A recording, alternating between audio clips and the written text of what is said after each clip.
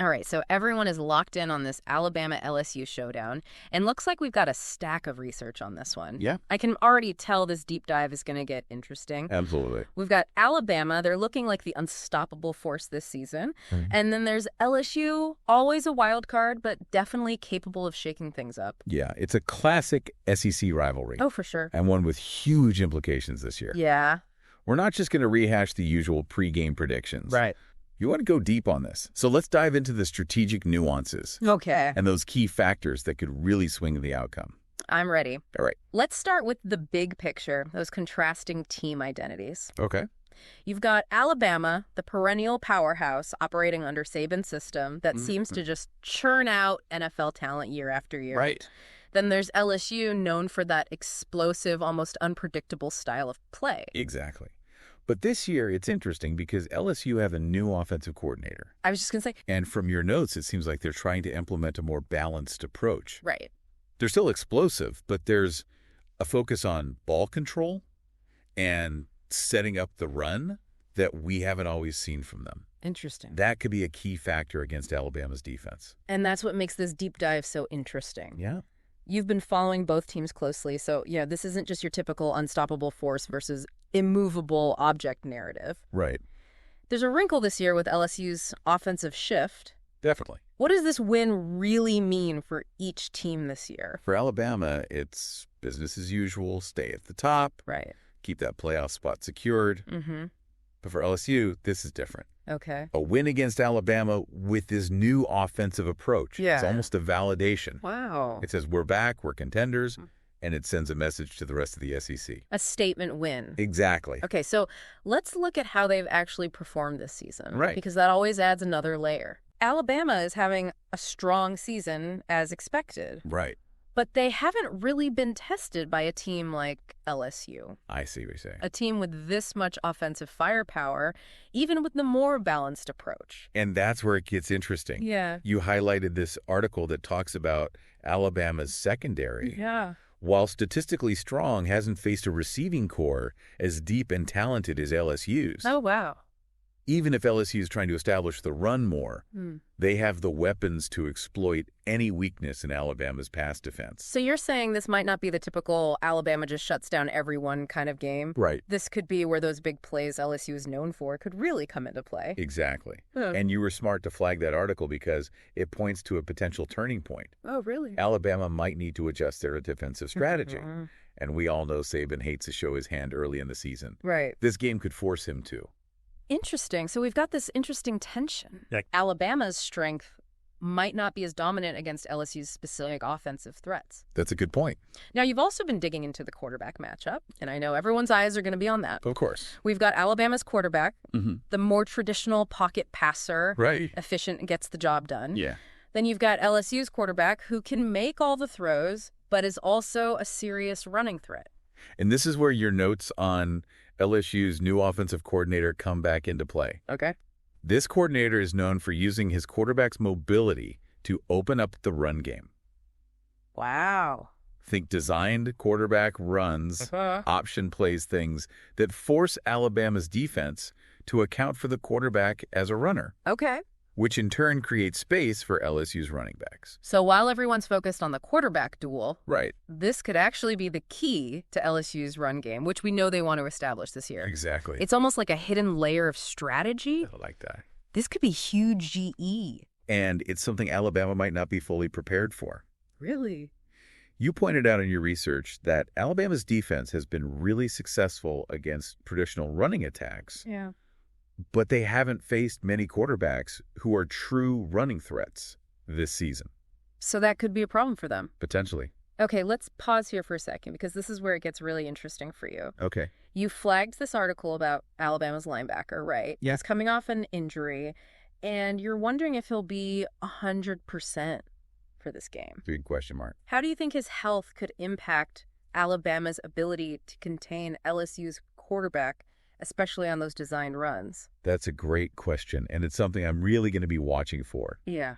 If that linebacker isn't at full speed, It could create a real vulnerability for Alabama. Oh, wow. LSU's offensive coordinator is going to be looking to exploit that weakness, especially early in the game. So you've got the quarterback matchup itself, which everyone is going to be analyzing. But you've also got this underlying strategic battle. Right. LSU trying to use their quarterback's mobility to open up the run game, and Alabama potentially having a weakness they could exploit if this key linebacker isn't at 100%. Yeah, a lot to watch there. Now let's talk about the wide receiver versus secondary matchup, because this is where things could get explosive. Right, let's do it. You highlighted LSU's receiving core, and for good reason. Yeah. They are incredibly talented and deep. No doubt. But on the flip side, you also flagged this article that breaks down Alabama's secondary and their ability to limit big plays. Yeah. They're disciplined, they don't get fooled easily, and they're excellent tacklers. A tough matchup, for sure. So how do you see this playing out? Well, LSU has the weapons to potentially torch any secondary, right. but Alabama is known for shutting down even the best receivers. Yeah. This feels like a true clash of styles. This is where your deep dive comes in handy, because you provided us with insights we wouldn't get from just watching ESPN. Glad to hear it. You pointed out that LSU's new offensive coordinator loves to use bunch formations and pick plays to get his receivers open. That did. That's going to be a challenge for Alabama's secondary, who are used to playing more man-to-man coverage. So even though Alabama's secondary is considered one of the best, they're going to have to adapt to this new challenge presented by LSU's offensive scheme. For sure. And this is where it gets really interesting for you. Okay. You mentioned that you're curious to see if Alabama's star safety, who's known for his instincts and ability to read the quarterback, can anticipate those pick plays and disrupt LSU's passing game. Absolutely. That safety is going to be key for Alabama. Okay. If he can sniff out those pick plays and get to the receiver before the ball arrives, it could really disrupt LSU's offensive flow. But if LSU can catch him out of position even once, it could be a touchdown. So much riding on this one player. Right. This is why you do a deep dive. Yeah. You get those inside scoops that make watching the game even more exciting. Now let's talk about the running game, because that's always a crucial factor in these SEC battles. Absolutely. Alabama is known for their powerful running game, and they've got a stable of talented running backs who can wear down any defense. And LSU's defense has been a bit susceptible to the run this year. Oh, really? You even highlighted a stat in one of your articles that shows they're giving up an average of over 4 yards per carry. Yeah. That's something Alabama's definitely going to try to exploit. But here's the twist. Okay. You also noted that LSU's defensive coordinator is known for being aggressive, especially against the run. He likes to bring extra defenders into the box, which can create chaos and disrupt the offensive line's blocking schemes. That's right. It's a high-risk, high-reward strategy. Interesting. If they can time their blitzes perfectly and get to the running back before he gets going, it could be very effective. Yeah. But if they guess wrong, it could leave huge holes for Alabama's running backs to exploit. So Alabama's strong running game meets LSU's aggressive run defense. It's almost like a game of chicken. I like that analogy. Do they blitz and risk giving up a big play, or do they play it safe and try to contain Alabama's running backs? And remember, this ties back to what we talked about earlier. What's that? If LSU can force Alabama into obvious passing situations by being aggressive against the run, it might play right into their hands. Oh, I see. They want to test that Alabama secondary. Okay, before we move on to predicted game plans, let's recap what we've uncovered so far. Right. Alabama, while favored, might be facing a tougher matchup than people realize. Potentially. LSU's new offensive scheme and their deep receiving core could exploit Alabama's secondary, especially if that key linebacker isn't at 100%. Right. On the other hand, LSU's run defense, while aggressive, could be vulnerable to Alabama's powerful running attack. That's right. And don't forget the strategic battle within the quarterback matchup. Oh, yeah, that's a good one. LSU wants to use their quarterback's running ability to open up the run game, while Alabama will be looking to contain him and force him into predictable passing situations. A lot of layers to this one. You've got layers upon layers of intrigue here. This is why we do deep dives. Exactly. It's not just about the surface level analysis. Right. It's about uncovering those hidden narratives, those strategic wrinkles that make watching the game that much more exciting. I love it. Me too. You've really done your homework on this matchup. I'm impressed with the connections you're making between your sources. Well, thanks. It's clear you're not just passively reading, you're actively thinking about how these different pieces fit together. Well, that's what makes this so fun for me. I love getting into the nitty-gritty of these games. Yeah. Trying to understand not just what's happening on the field, but why it's happening. Right. And you're right, those connections are where the real insights come from. We'll be back after a quick break. Hey there. Welcome to Good Advice Giver. First, we want to start by saying a massive thank you for tuning in today. Whether you're a long-time listener or you're joining us for the first time, we're truly grateful to have you here. We know you've got a lot of options when it comes to podcasts, so the fact that you're spending your time with us means the world. So thank you. That's right. We're excited to have you with us because here on Good Advice Giver, we cover just about everything. Whether you're interested in sports, relationships, sex, money, finances, business, digital marketing, music, education, movies, comedy, or something else entirely, we've got it all. No topic is off limits here, and we dive deep into real, meaningful conversations that matter.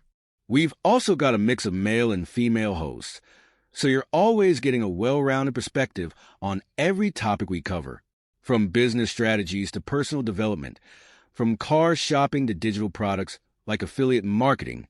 We bring a little bit of everything to the table.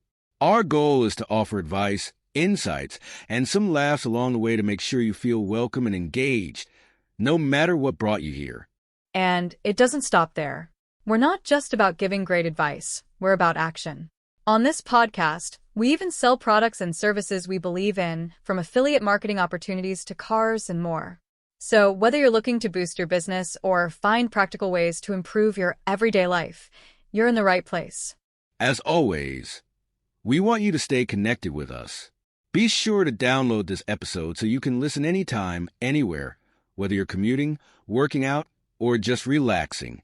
And while you're at it, follow us on social media. We're on Instagram, Facebook, Twitter, you name it. That's the best way to stay in the loop for upcoming episodes, behind-the-scenes content, and even giveaways. And don't forget to subscribe to our YouTube channel. We're posting extra content there, including video podcasts and deep dive discussions you won't want to miss. Be sure to like, comment, and subscribe, and let us know what topics you want to hear more about. Lastly, check out the link below in the description for exclusive offers, resources, and more ways to connect with us. We're here for you, and we can't wait to bring you more valuable content. Thanks again for tuning in to Good Advice Giver. Let's get started. Okay, so let's move on to predicted game plans. How do we think each team is going to approach this game based on what we've learned from your deep dive? Let's start with Alabama. Okay. Because I think their game plan is probably going to be a bit more predictable. Yeah. They're going to want to establish the run early, control the clock, Right. and wear down LSU's defense. It's classic Alabama football. Yeah. They want to impose their will on the opponent, play physical, and dictate the tempo. Right. We've seen it work time and time again. Exactly. But here's where it gets interesting. Okay. You flagged this quote from LSU's defensive coordinator in one of your articles. Yeah, I remember that one. He said, "We know they're going to try to run the ball down our throats. We're ready for it. We're going to make them one-dimensional." Do you think they can actually pull that off? That's the million-dollar question. Right. It's one thing to say you're going to stop Alabama's run game. It's another thing to actually do it. Right. But if LSU can somehow manage to slow down the run, force Alabama to pass more than they want to, that could change the entire complexion of the game. Especially if they can get pressure on Alabama's quarterback. Right. I'm looking at your notes here, and you highlighted a weakness in Alabama's offensive line. Yeah. They've given up a lot of sacks this season, particularly from the left side. That's a good point. Could this be where LSU's aggressive defensive coordinator dials up some blitzes? Absolutely. Yeah. And that's where those designed quarterback runs we talked about earlier could come into play. Oh, yeah. If LSU can get Alabama's defense thinking run, then hit them with a quick pass or a screen, they could catch them off guard and pick up some big chunks of yardage. Interesting. So even though Alabama wants to control the game with their run game, Right. LSU might try to turn the tables and force them to play a style they're not as comfortable with. For sure. This is getting juicy. It is. Now, what about LSU's offensive game plan? Okay. We know they're trying to be more balanced this year, but they still have that explosive potential. I think they're going to want to establish the run early. but not necessarily in the traditional way. They're going to use their quarterback's mobility to keep Alabama's defense honest. Right. And they're going to look for opportunities to create mismatches in the passing game. And you highlighted a potential mismatch in your research. It did. LSU's star receiver versus Alabama's backup cornerback. Oh, yeah, that's a good one. That could be a key battle to watch. Absolutely. If LSU can get that matchup isolated, they're going to try to exploit it. How so? They're going to throw fades, slants, anything to get the ball in their receiver's hands and let him make a play. And you even have a stat here about how many yards after the catch that receiver has this season. Yeah, that's a big number. He's averaging over 10 yards per reception after the catch. It's ridiculous. If Alabama misses a tackle, he's gone. Exactly. So LSU's game plan is going to be about being opportunistic. Okay. Take what the defense give them, but don't be afraid to take some shots down the field. And when they get those opportunities, they need to make the most of them. They need to score points, Right. And they need to score them fast. I like it. So it sounds like we've got two very different approaches here. We do. Alabama wants to control the clock, wear down LSU's defense, and play a physical, methodical style. Right. LSU wants to create chaos, Yeah. make big plays, and score quickly. It's going to be a fascinating contrast of styles. It is. And I think the team that can impose their will on the other is going to have a big advantage. Okay, so we've talked about predicted game plans. Mm-hmm. Now let's get down to brass tacks. All right. What are the keys to victory for each team? Okay. What do they absolutely need to do to win this game? For Alabama, I think it all comes down to their offensive line. Interesting. Can they protect their quarterback long enough for him to make plays? Can they open up holes for their running backs? Yeah. If they can win the battle in the trenches, Alabama will be in good shape. Okay, and defensively, they've got to limit those explosive plays from LSU. Absolutely. They can't afford to give up big chunks of yardage. They need to stay disciplined in their coverage and force LSU to drive the length of the field. Exactly. Make them earn every yard. Oh. Don't give them anything easy. I like it. Now, for LSU, I think the key is turnovers. Turnovers. They need to create turnovers on defense, and they need to protect the ball on offense. Yeah. And I'm looking at your notes here, and you've highlighted a specific stat about LSU's turnover margin this season. I think I know which one you're talking about. It's not great. They've given the ball away way too many times. That's right.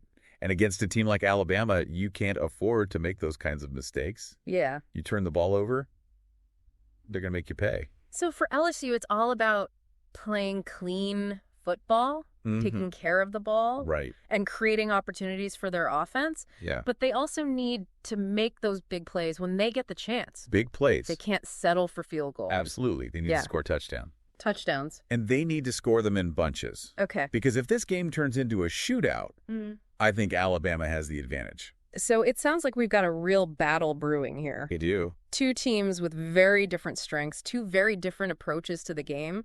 It's going to be fascinating to see who can impose their will on the other. And remember, this is a rivalry game. Oh, yeah. Anything can happen. Okay, I know you hate making predictions, but I'm going to put you on the spot here. Oh, boy. If you had to bet your house on this game, who are you taking? You know, I don't like to gamble. Come on.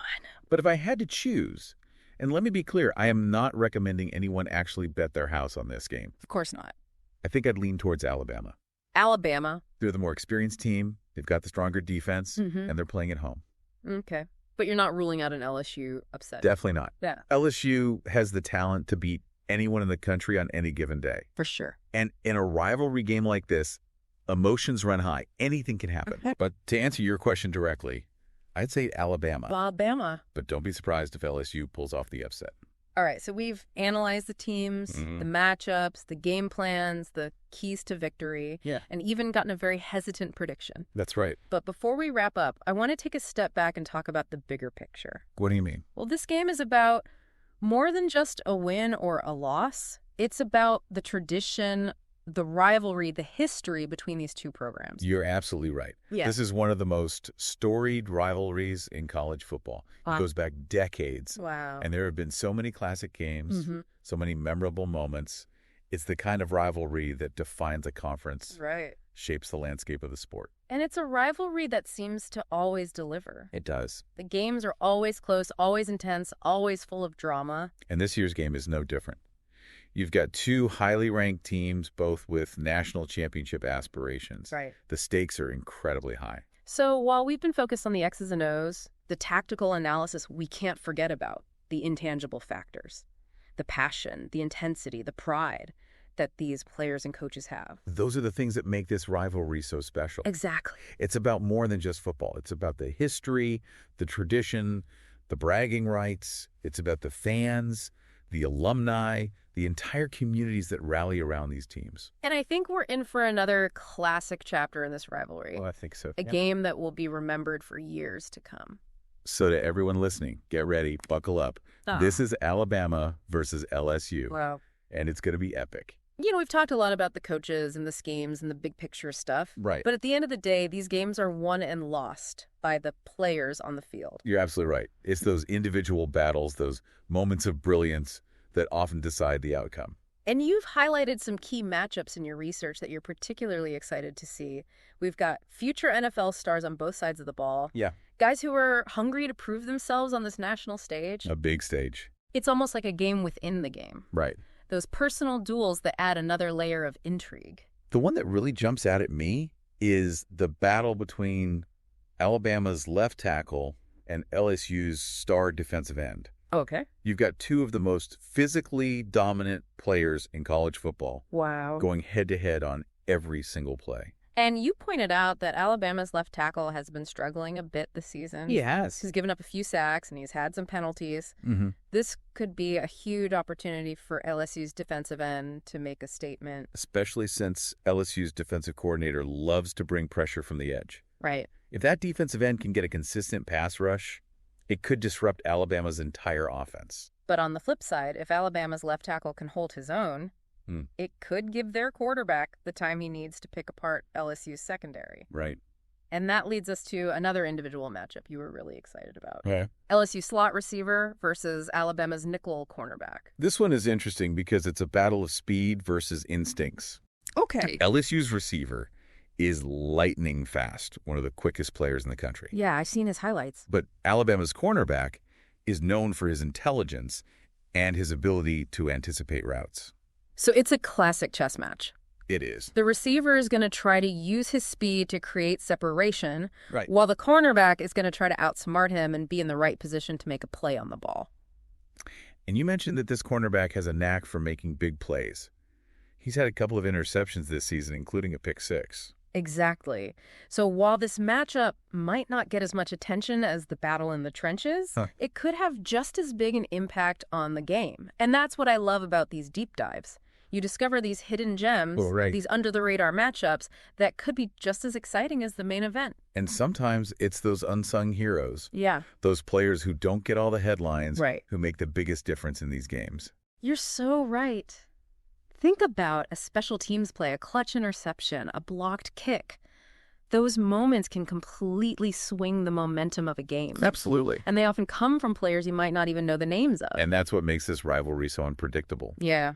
You've got two teams loaded with talent, but you also have those individual matchups, those moments of uncertainty that make it impossible to know for sure what's going to happen. And let's not forget about the coaching matchup. Oh, yeah, the coaches. We've got two of the best coaches in the country going head-to-head. Two legends. Both with multiple national championships under their belts. This is where your deep dive on the coaches really comes into play. I tried to do my best. You've uncovered some interesting insights into their philosophies, their tendencies, their approaches to these big games. Alabama's coach is known for his attention to detail. Right. His disciplined approach, his ability to make adjustments throughout the game.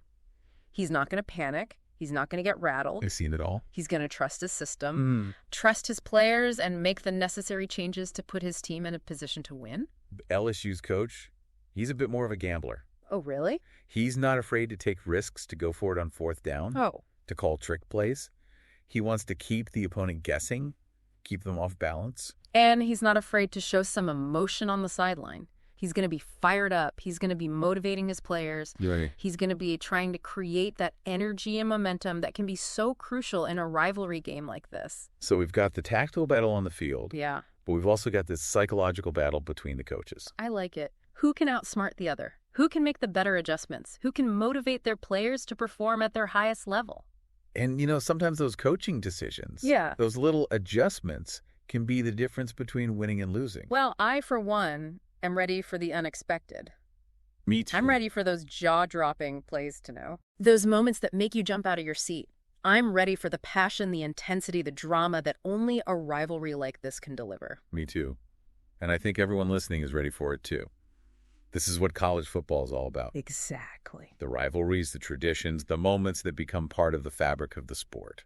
And this Alabama-LSU matchup, it's one of those rivalries that transcends the game itself. It does. It's a cultural phenomenon, a clash of styles, a battle for bragging rights that extends far beyond the football field. It's a rivalry that brings people together, sparks debates, creates memories that last a lifetime. So to everyone listening, get ready for a special one. Get ready for a game that will be talked about for years to come, because this is Alabama versus LSU, and it's going to be epic. And remember, while we've discussed all these factors and potential scenarios, nothing is certain in a rivalry like this. Right. The beauty of it is that it often defies predictions and expectations. That's the question, isn't it? Can LSU shock the world? Can they pull off the upset? We'll have to wait and see. But one thing's for sure, this is going to be a game you won't want to miss. Soak it all in. Enjoy the atmosphere, the energy, the passion, and let's see what unfolds in this latest chapter of one of college football's greatest rivalries. And we'll be back next time with another deep dive breaking down another fascinating topic. Until then, thanks for listening. Today is your lucky day. Today is the day that our $3 website works for you, paying you directly to your PayPal daily. Imagine $3 ongoing continuous payments to your PayPal account. Imagine falling asleep and waking up to $300 in your PayPal account. How would this make you feel? How could this help you? What bills could you pay? What kind of fun could you have? What does that retirement look like now? All for a one-time payment of $3. This website is DFY done for you, fully built and completely hosted, and never stops collecting payments for you.